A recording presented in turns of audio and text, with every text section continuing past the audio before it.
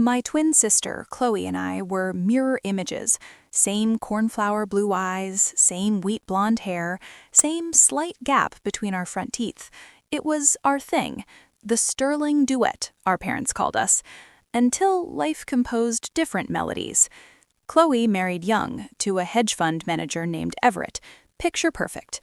I, Eloise, became a genetic counselor, detail-oriented.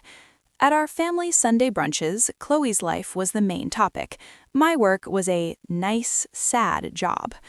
When Chloe's daughter Ava was born, the family group chat exploded. I scrolled through the pictures, my professional eye automatically noting the healthy features. And then I stopped, zoomed in. Ava was beautiful, but she had dark, almost black eyes and a head full of thick, curly black hair. Genetics whispered in my ear. Both Chloe and Everett had blue eyes and straight, light hair. For them to have a child with dominant dark features was statistically very, very unlikely. Not impossible, but unlikely. I pushed the thought down. Paranoia. Jealousy, maybe. But curiosity, once sparked in a scientist's mind, is a stubborn flame. At the christening, I held Ava. She was perfect, but the evidence was in my arms. The eye color, the hair texture. I made a casual comment. She's got such striking dark features. Takes after someone further back in the family tree? Chloe's smile tightened. Everett's great-grandmother was Italian. Everett, who was pale and freckled, nodded too quickly. Yeah, strong genes. A story. Plausible. But my curiosity had its teeth in the puzzle. Why did Chloe's hand shake when she took Ava back? The feeling wouldn't leave. It was an off note in our family's symphony. Months later, during a play date at my apartment, Ava dropped her sippy cup. As I cleaned it, a few drops of her saliva mixed with apple juice ended up on a napkin. A voice in my head, the cold, clinical one, spoke. You could know. You have the means. It was unethical, a massive violation. I wrestled with it for a week, but the alternative, living with a secret that could shatter everything, felt worse. I used a home DNA kit I had, submitting the sample from the napkin under a pseudonym. When the results came, I compared them not to a database, but to my own known genome. As identical twins, Chloe and I share virtually 100% of our DNA. Ava should have been essentially my daughter genetically. She wasn't. Ava shared only about 25% of my DNA. She was my niece, but not in the way she should have been. The math was brutal. Chloe was not the biological mother. The world tilted. Had there been a switch at the hospital? Was Ava adopted and they were hiding it? But Chloe had been pregnant. We'd all seen the bump, the ultrasounds. I went down the only other path.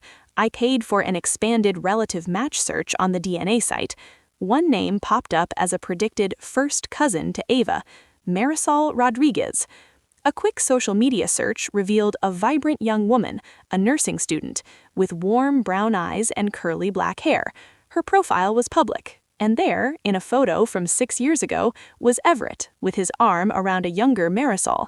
The caption, "College days with my forever love, #TBT.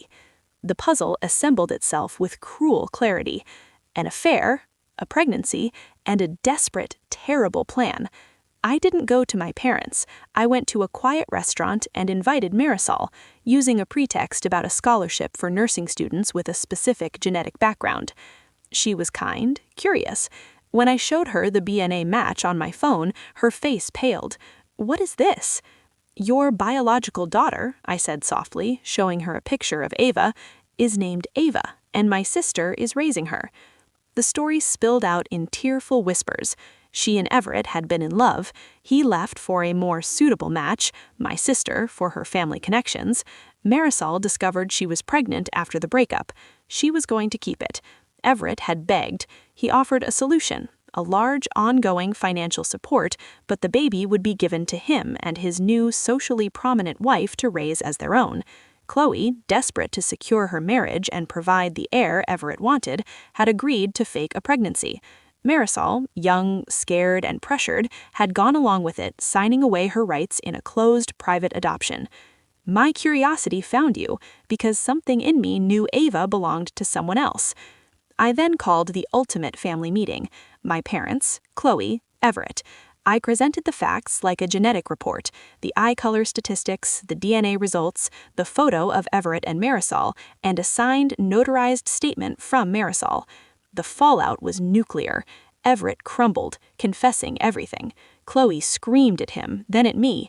You just had to dig, didn't you? You couldn't just let us be happy. You and your curiosity. My mother sobbed. My father was silent, a pillar of disappointment. I looked at my twin, her perfect life in ashes.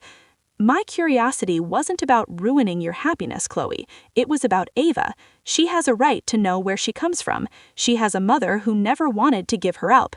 You built your happiness on a lie that stole from two people, Ava and Marisol.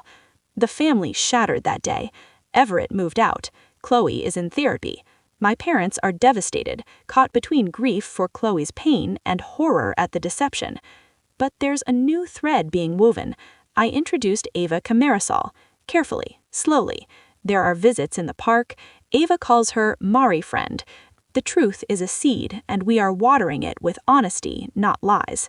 My family calls me the destroyer, but in the wreckage of their perfect lie, I see the first green shoots of something real.